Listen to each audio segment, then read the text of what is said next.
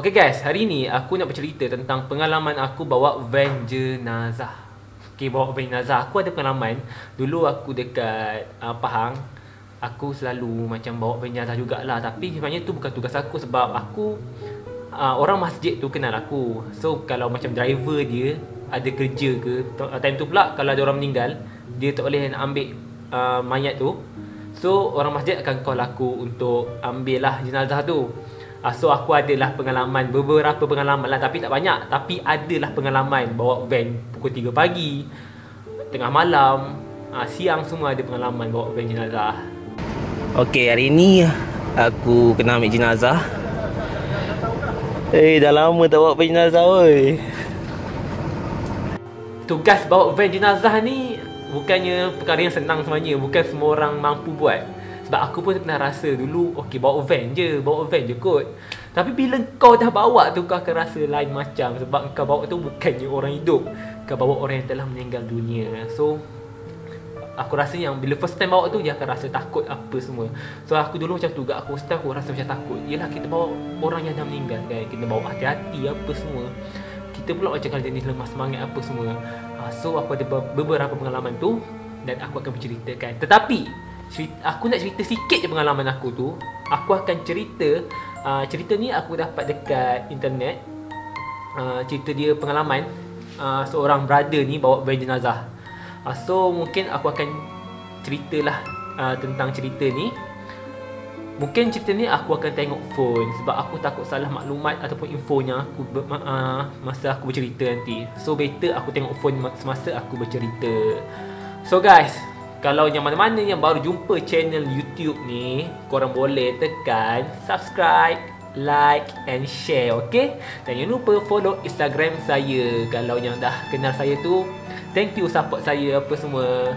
Kalau korang kenal saya dari Instagram, thank you so much kalian support. Dan jangan lupa subscribe, okay? Okay, first kali aku akan cerita tentang pengalaman aku bawa van jenazah. Okay, aku bawa van jenazah ni taklah lama mana. Adalah dalam setahun lebih, nak dekat 2 tahun juga.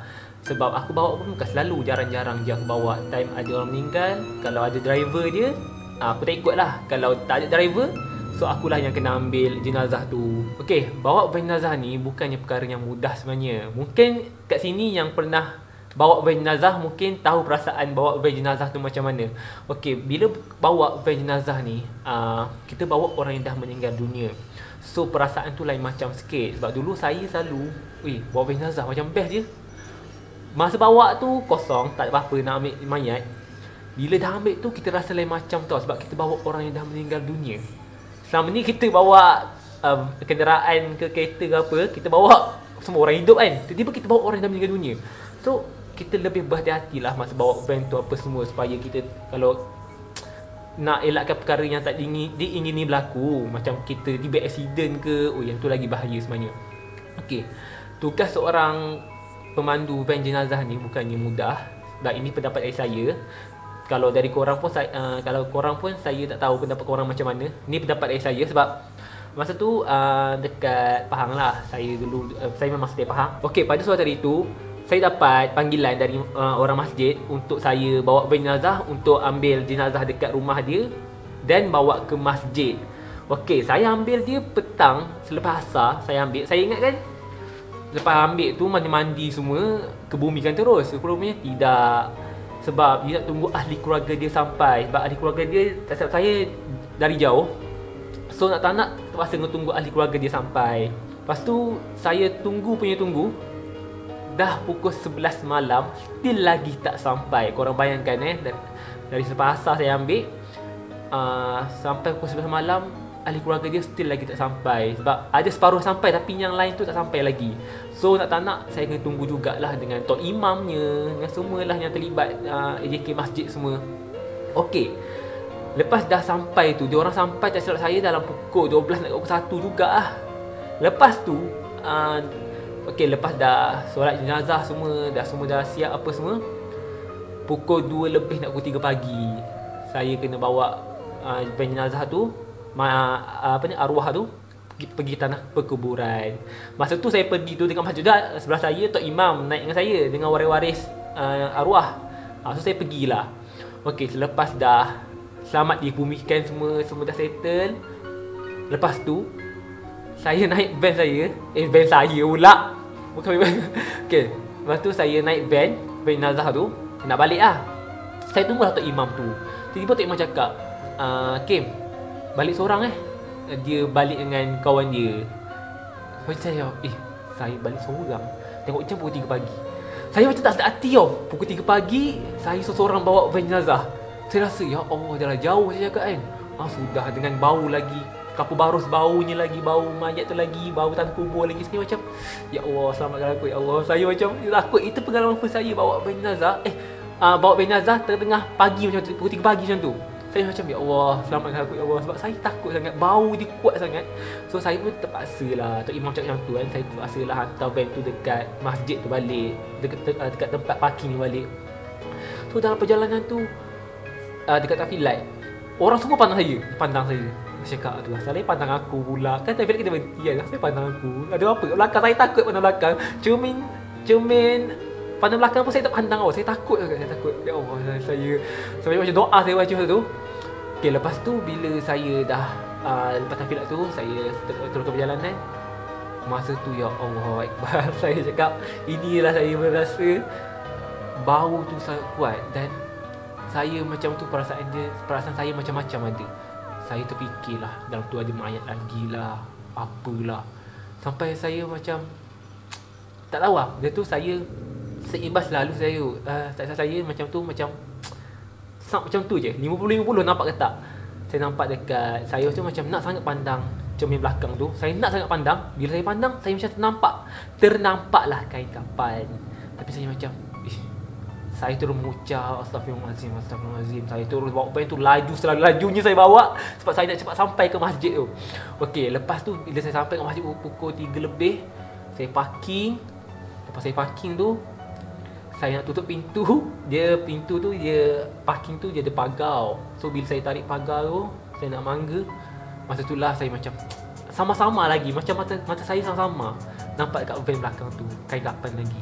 Saya cakap, ya Allah. Saya pun tak cakap banyak. Saya naik motor terus saya belau. So esok pagi tu, keesokan harinya, saya jumpa Tok Imam tu. Saya cakap, Tok Imam, saya nak pulang kunci van tu kan. Nak pulang kunci van jenazah. Saya cakap, Tok Imam, semalam saya balik seorang, saya nampak kain kapan apa semua gitu. Lepas tu awak macam mana? Saya macam mana, saya buat tak tahulah. Tak apa, tu je bagi saya, tak apalah. Itu je. So itulah pengalaman saya bawa van jenazah. Tapi mungkin itu khayalan saya je kot. Sebab saya terlampau fikir sangat, perasaan takut saya apa semua. Tapi bila kejadian tu dah berlaku, saya dah semakin berani bawa van jenazah seorang apa semua. So macam tak takut dah lah bawa. So saya berani bawa, ambil jenazah seorang. So saya macam dah berani. Itulah pengalaman saya bawa van jenazah.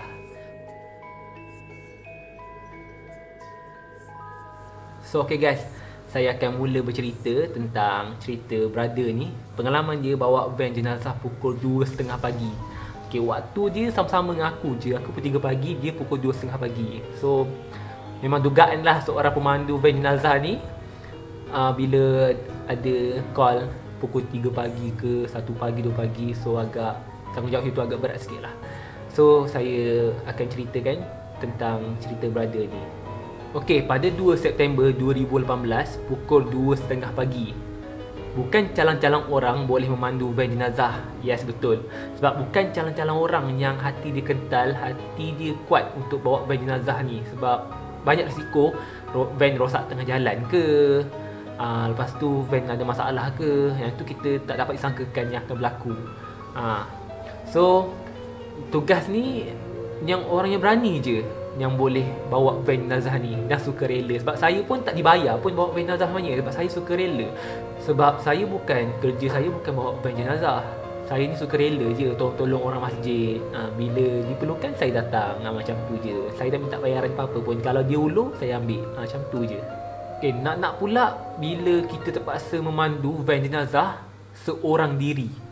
Sebab itu adalah tanggungjawab kita. Sebab kita dah ditugaskan untuk bawa van jenazah. So itu banyaklah risiko yang akan berlaku sebenarnya.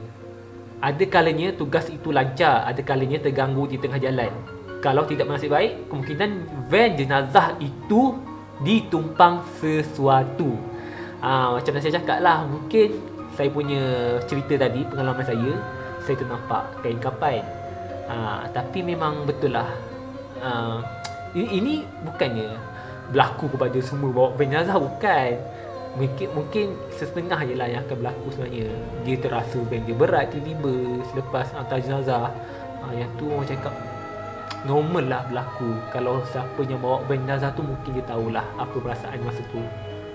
Okey, pengalaman yang berlaku pada nama dia Arifin. So panggil dia Bro Arifin lah, senang So pengalaman yang berlaku pada Bro Arifin ni, dia salah seorang pemandu van jenazah dekat Pejabat Agama Kota Bahru, Kelantan. Kejadian ini berlaku pada 2 September 2018. Okey, dia dari Felda Tenggaro 1. Arifin ni memandu mahala ke Bandar Kota Tinggi. Selepas menghantar jenazah di Felda tersebut, dia yang mesra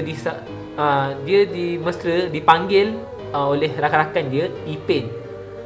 Dia mahu segera pulang ke rumahnya yang terletak di Kota Tinggi, Johor. Okey, Arifin ni dia salah seorang pemandu van jenazah di Pejabat Agama Kota Bahru, Kelantan. Dan dia tinggal dekat Kota Tinggi, Johor. Jauh. Okey. Perjalanan pulang pagi itu agak sunyi. Tidak banyak kenderaan yang melalui di jalan antara Johor Bahru ke Mersing. Hanya sesekali van dipandunya berselisih dengan kereta atau lori-lori. So, dibawa van tu masa tu berselisih macam 2-3 je. Berselisih dengan lori, kereta, 2-3 lori macam tu je selisih. Jalan tu sunyi lah maksud dia. Setengah jam memandu seorang diri dalam keadaan bosan, tiba-tiba beliau dikejutkan dengan deringan telefon. Cepat-cepat dia menjawab panggilan daripada isterinya itu. Dia punya isteri call. Dan isteri dia cakap, "Abang kat mana? Balik tak?" Isteri dia cakap. Lepas tu Ipin ni balas. Dia kata dah hantar jenazah, ni on the way balik. Lepas tu, tapi sebaik telefonnya diletak di kursi sebelah dan melalui sebuah sekolah tajam di kilometer 46.5, tiba-tiba dia tergamam.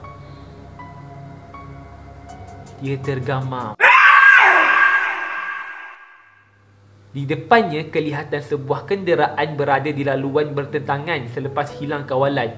Kenderaan itu bergerak ke kiri dan ke kanan sebelum berpusing-pusing beberapa kali. So maksud dia tergamam sebab dia tengok kenderaan depannya tu hilang kawalan, berpusing-pusing berapa kali. Lepas tu cepat-cepat kaki Ipin ni menekan brek. Serentak tangannya menyentap steering ke sebelah kiri, mengelak dari bertemu kenderaan tadi. Bunyi tayar mencengkam jalan. So dia brek, dia pusing steering belah kiri untuk mengelakkan dia dari kereta tu lah. Lepas tu suasana, lepas dah dielak semua tu, suasana sunyi sepi. Badan Ipin ni menggeletar, jantungnya berdenyut kencang bagai mahu luruh. Van jenazah dipandunya terbabas ke kiri sebelum melanggar hadang jalan akibat mengelak dari belanggar kereta yang terbabas. Bila keadaan sudah tenang, beliau keluar dari van, baru dia tahu rupanya van jenazahnya sudah tersadai di atas pembahagi jalan. So van yang dibawa tu sudah tersadai dekat pembahagi jalan. Dia accident. Ipin meninjau keadaan sekeliling mencari kenderaan yang terbabas tadi. Dia cuba cari kenderaan yang dicuba elak tadi, yang terbabas tadi. Tapi Ipin pelik. Kereta yang terbabas dah hampir melanggar van jenazahnya tiada di situ. Yang ada hanya van jenazahnya sahaja. Aku dengar pun seram sebenarnya. So, korang tak seram ke? Bila korang nampak kereta terbabas, lepas tu korang cari, tak ada kereta tu. Kau rasa? Ipin ni pelik. Mana pula perginya kereta tadi? Soalnya hairan sebab yakin kenderaan itu betul-betul terbabas dan mereka hampir berlanggar. Kereta tu hampir langgar dia. So dia pelik lah, mana kereta tadi hilang tiba-tiba. Okey, disebabkan van tak boleh bergerak dan handphonenya tercampak ketika kemalangan, Ipin gagal menghubungi sesiapa untuk meminta bantuan. Ipin berdiri di tepi jalan, niatnya mahu meminta bantuan daripada pengguna jalan raya yang lain. Tapi selepas hampir 20 minit menunggu, sekali lagi Ipin terasa pelik. Hampir 20 buah kenderaan telah melalui kawasan itu dan sudah hampir 10 buah kereta ditahan. Tapi peliknya, tiada sebuah yang sudi berhenti menghulur bantuan. Lebih pelik, semua kenderaan itu berlalu begitu saja, seolah-olah langsung tak nampak kemalangan yang berlaku. Si Ipin ni, dia cuba tahan kereta, minta bantuan. Tetapi dia tahan tu, kereta tu macam tak nampak apa yang berlaku, kemalangan ke apa. Dia macam tak nampak apa-apa. So, sebab tu Ipin pelik, kenapa orang tak tolong dia sedangkan ada berlaku kemalangan? Kau tak seram ke? Mustahil tak nampak. Tepi jalan je. Biasanya kalau accident mesti kereta slow. Ni laju je. Macam kereta macam kalau berlaku accident kan, kereta slow kan. Tapi ni semua laju macam tak ada apa berlaku. Ibarat diorang ni macam tak nampak apa yang berlaku di tepi jalan. Sebab diorang laju je, diorang tak slow. Akhirnya selepas 20 minit, sebuah kereta berhenti menghulur bantuan. Ipin meminjam telefon pemandu tersebut lalu menghubungi rakannya meminta bantuan. Setengah jam kemudian, rakannya tiba bersama truk penunda. Sebelum van jenazah ditunda, pemandu truk merakam gambar van tersebut sebagai bukti van terlibat kemalangan apabila mahu menuntut insurans.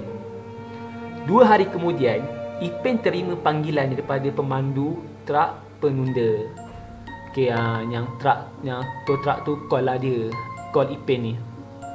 Dia kata, Ipin, dah tengok gambar van accident tu? Ada benda dekat van tu.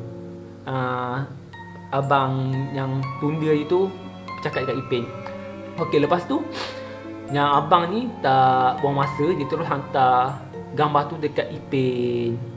Sebaiknya melihat, Ipin terkejut. Gambar itu menunjukkan ada rambut panjang mengurai keluar melalui cermin belakang van tersebut. Lepas tu dia kata, rambut siapa pula? Macam mana boleh ada? Lagipun, kalau dia kata dia mamai, berhayal atau mengantuk, tak mungkin sebab dia baru saja bercakap dengan isterinya. So tak mungkinlah dia mengantuk ke, dia berhayal ke, dia tengah fikir apa-apa ke, sebab dia baru cakap dengan isteri dia. Satu lagi, Ipin juga teringat kejadian pelik yang berlaku sebelum dia mengambil jenazah dari hospital.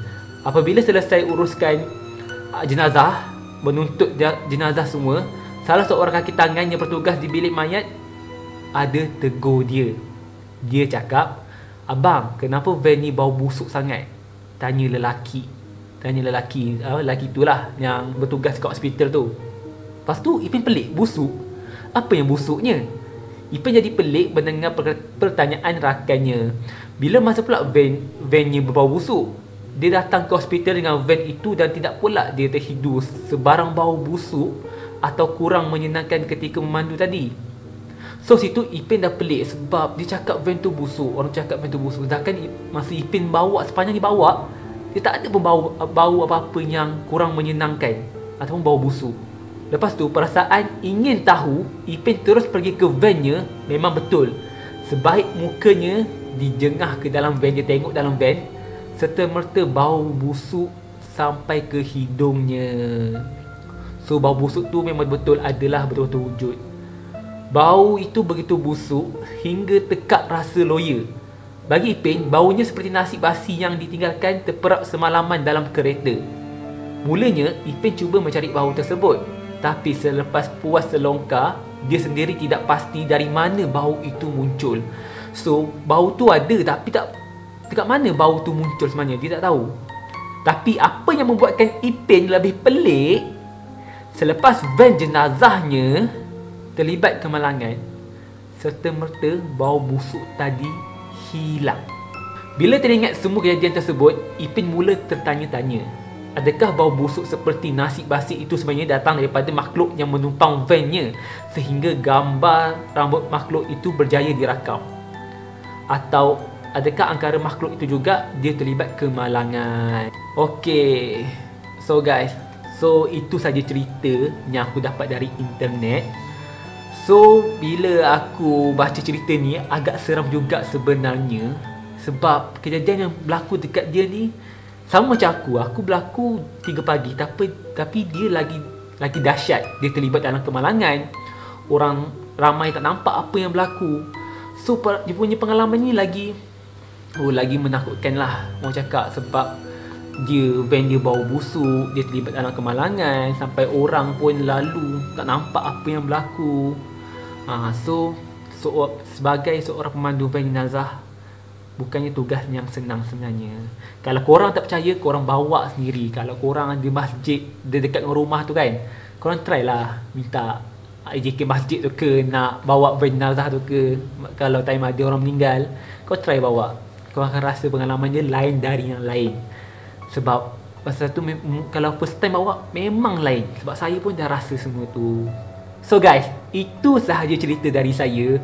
Kalau korang ada cerita hantu yang korang nak saya ceritakan balik, korang boleh share dekat ruang komen, okay? Korang type lah tajuk dia apa. Nanti saya baca komen, nanti saya ceritakan balik. Saya pilih lah nanti, saya akan baca semua komen, nanti saya akan pilih, okay? So guys, terima kasih kerana tonton video ni sampai habis. So korang jangan lupa tekan butang subscribe, like and share, okay? So korang, saya minta korang komen sangat. Macam manakah saya punya penyampaian cerita saya ni? Adakah terlampau laju ke? Kena ubah sikit ke? So korang komen je, tak apa. Korang nak komen apa-apa, kita korang komen je, okay? Sebab saya nak ubah saya punya saya nak improve lagi lah saya punya penyampaian macam mana, hari demi hari, video demi video, supaya menjadi lebih baik dan korang pun selesa untuk menonton, okay? So guys, jumpa lagi next video, okay? Bye!